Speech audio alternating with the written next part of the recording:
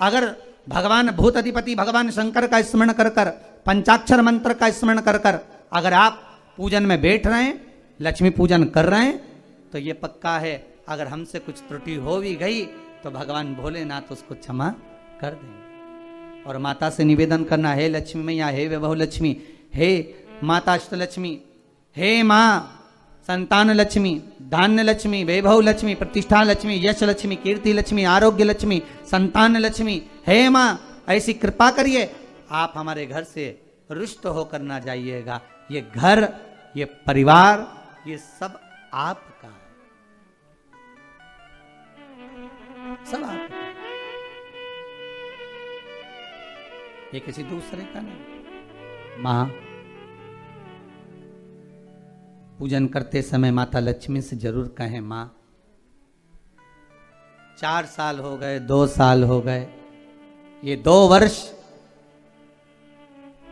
जो ये कोरोना महामारी में गए हैं, ये वर्ष जो बेकार निकल गए हैं, मां हो सकता है आप हमसे रुष्ट हो गई हो, पर आज क्षमा मांगकर अपने घर में आप प्रवेश करिए। मां आइए हमारे घर में, आप पधारिए। मां महाराज कितना सुंदर संवाद है।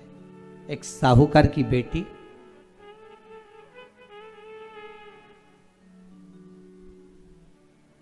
साहूकार की पुत्री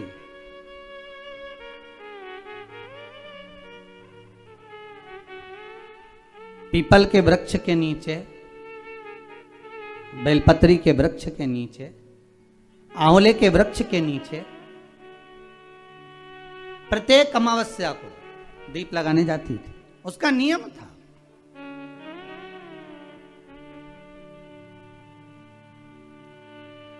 साहूकार की पुत्री प्रत्येक अमावस्या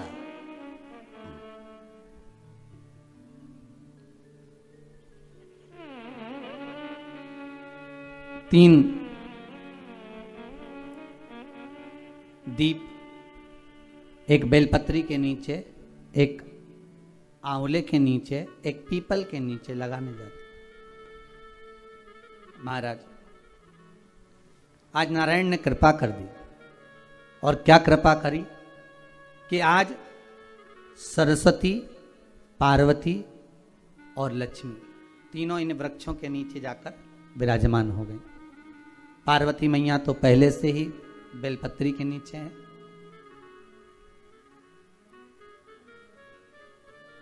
स्वयं सरस्वती मैया, लक्ष्मी मैया आंवले और पीपल के नीचे विराजमान हो गई। अब आज तीनों देवियों में बात हो रही है, आज तीनों देवियों में चर्चा हो रही है कि यदि आज अगर कोई दीप लगाने आया और पहला दीप जिसका लगेगा तो ये पक्का है कि मैं लक्ष्मी उसके घर में प्रवेश करूंगी।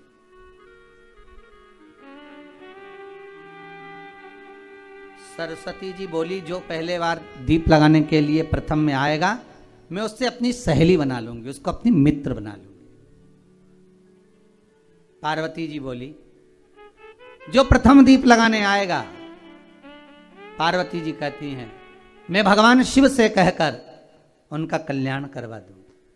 अब ये साहूकार की बेटी, वो साहूकार जो कहने का तो साहूकार था, धन पूर्व में बहुत था, पर अब इसके पास में कुछ भी नहीं बचा था।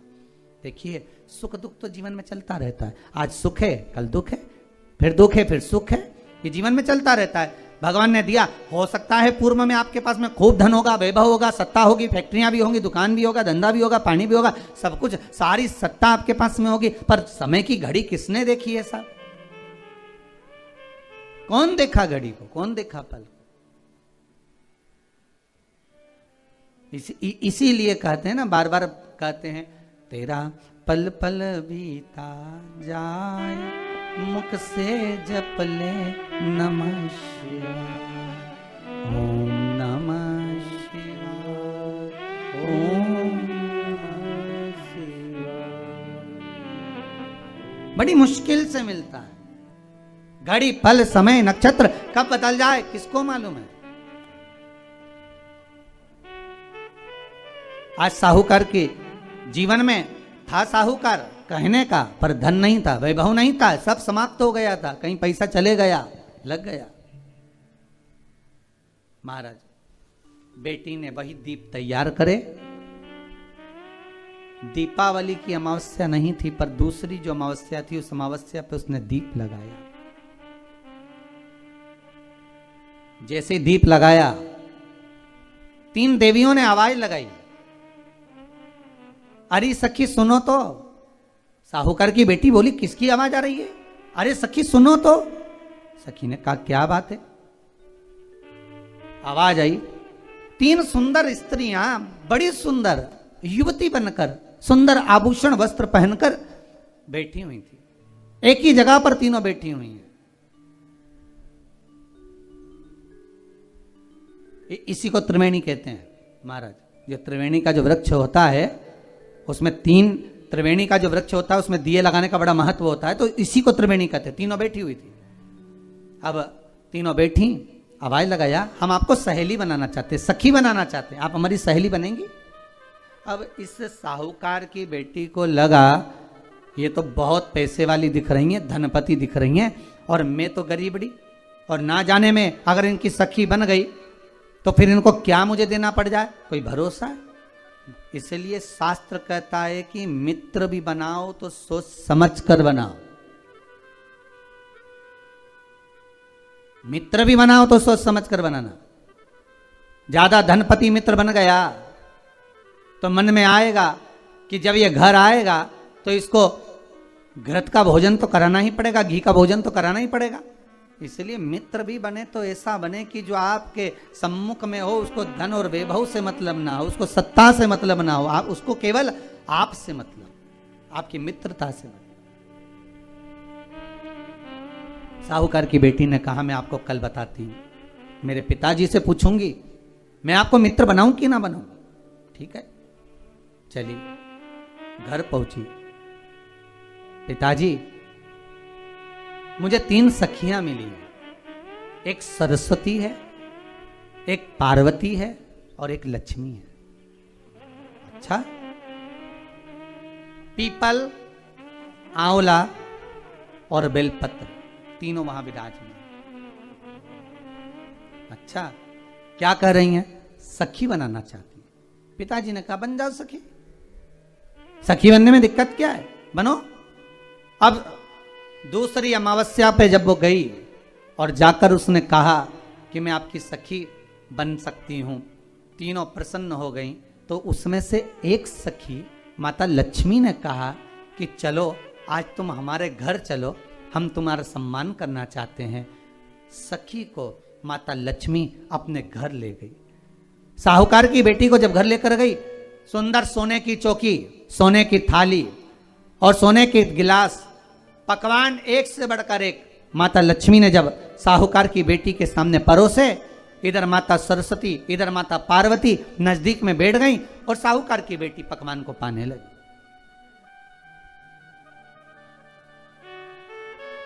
साहूकार की बेटी पकवानों को पा रही है, भोजन ग्रहण कर रही है। अब भोजन करने के बाद साहूकार की बेटी चली गई।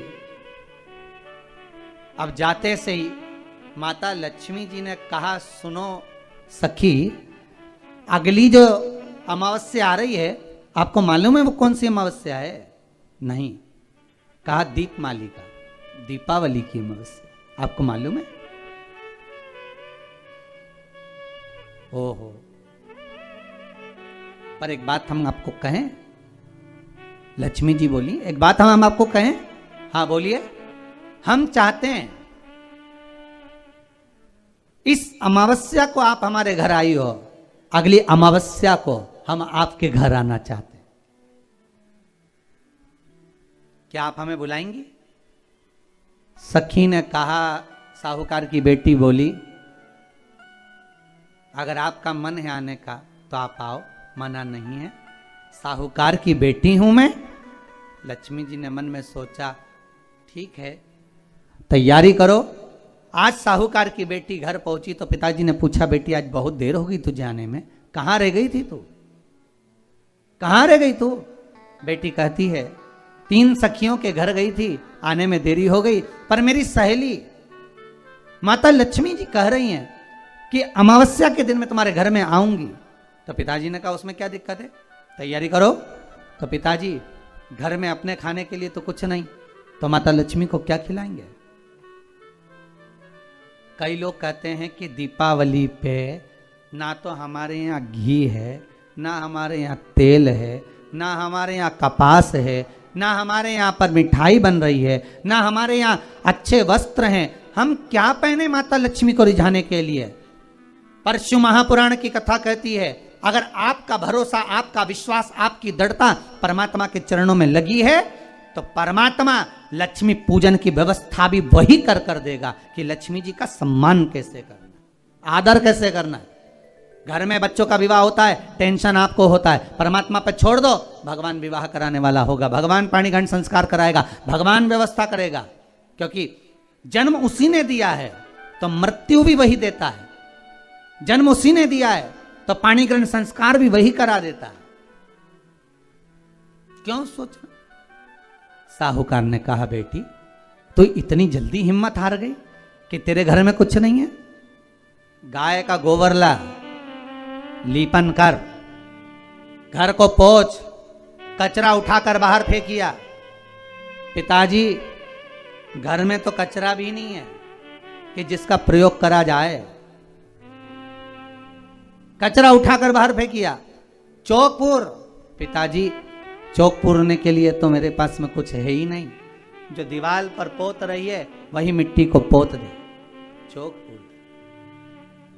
उनके घर गई थी, सोने की चौकी पर सुंदर आनंदमय भाव से बिठाया है मुझे, सुंदर सोने की थाली में भोजन कराया है मुझे, अब मैं क्या दूं। पिताजी कहते हैं अगर लक्ष्मी आपकी सहेली अगर आ रही है, बड़ी धनपति है, तो व्यवस्था भी वही करेगी। अब लक्ष्मी तो जाने की तैयारी में, सरस्वती उनके साथ जाने की तैयारी में, पर माता पार्वती नहीं गई। माता पार्वती ने कहा आज मैं नहीं जाऊंगी। क्यों? आज मुझे अमावस्या का दिन है ना, इसलिए बेलपत्री के पेड़ के नीचे मुझे रहना पड़ेगा। तो माता पार्वती बेलपत्र के पेड़ के नीचे रुक गई।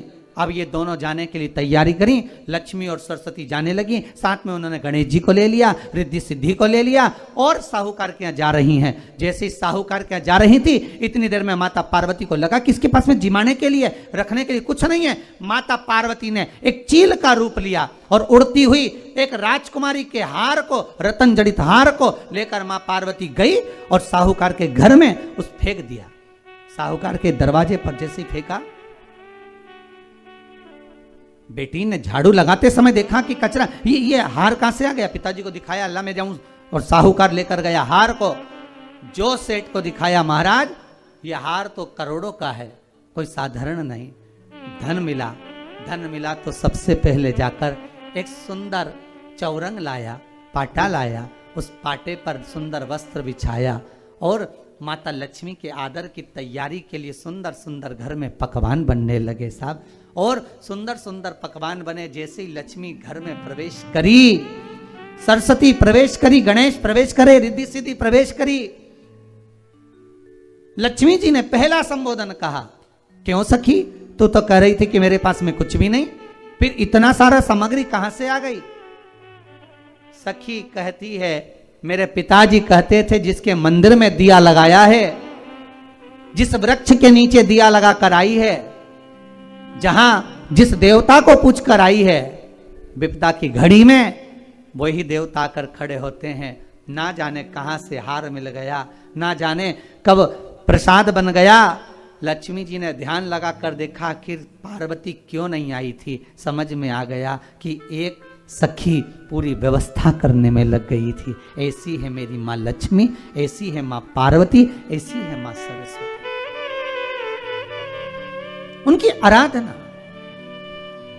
3 दिन से आप पाटा लगाकर पूजन कर रहे हो। आज भी दीपावली का पूजन भी आपको ऐसे ही करना है। जितना पूजन आप